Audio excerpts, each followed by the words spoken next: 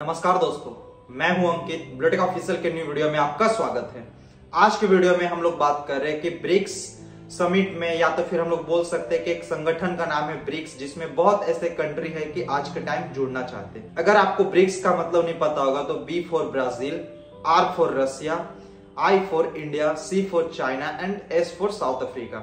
ये 5 देशों का संगठन है जिसमें पॉलिटिकल और इकोनॉमिकल बातचीत या तो फिर किसी तरह का डिस्कशन होता है। Pakistan, Iraq, Iran, Egypt, Ethiopia, इसके अलावे सऊदी अरब जैसे कंट्री के अलावे 40 और कंट्री है कि ब्रिक्स में जुड़ना चाहता है। तो आज की वीडियो में हम लोग समझने का कोशिश करेंगे कि आखिर के ये 40 कंट्री पे क्या प्रॉब्लम है, या तो फिर ये ब्रिक्स में क्यों जुड़ना चाहते हैं, और ब्रिक्स के रिलेटेड आज की वीडियो में हम लोग डिटेल में समझने का कोशिश करेंगे। आप सभी को पता है फिलहाल 15 समिट चल रहा है ब्रिक्स का, और ब्रिक्स में आप सभी को पता है कि लगभग 5 कंट्री है, और 5 कंट्री कौन कौन है। और आज के टाइम लगभग 40 कंट्री इंक्लूडिंग अगर हम लोग बोले Pakistan, Iraq, Saudi Arab, Egypt, Ethiopia जैसे अलग अलग कंट्री है कि ब्रिक्स में जुड़ना चाहते हैं। अगर मैं फर्स्ट ऑफ ऑल रीजन बताऊं इन सभी देशों का तो ब्रिक्स में जुड़ने का, आप सभी को पता है कि लगभग 40 कंट्री में से अप्रोक्सीमेटली सारे कंट्री पे यूएसए का सैंक्शन लगा हुआ है, और सैंक्शन लगने से ये अपना इंपोर्ट एक्सपोर्ट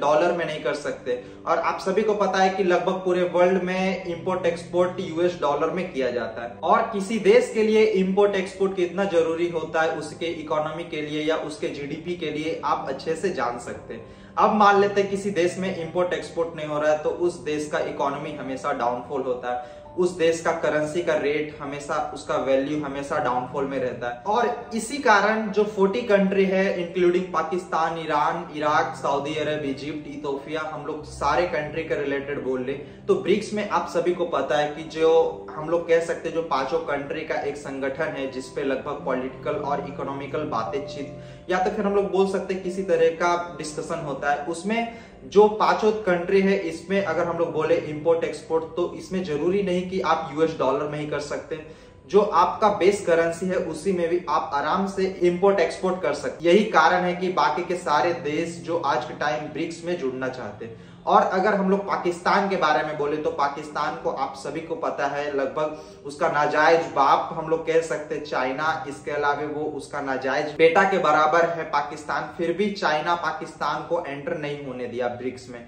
आप सभी को पता है कि पाकिस्तान को नहीं जोड़ने का कारण क्या है। आज के टाइम उनके आंतरिक युद्ध, इसके अलावे वहां पे गरीबी, कंगाली, इसके अलावे वो महंगाई से जूझ रहा है, इसके अलावे उनका जो फॉरेन रिजर्व है वो भी एक तरह से नील डाउन के बराबर हो गया है। और ब्रिक्स में जुड़ने के बाद आप सभी को पता है कि पाकिस्तान पे किसी ना किसी तरह का सारे देश को कंट्रीब्यूशन करना पड़ेगा।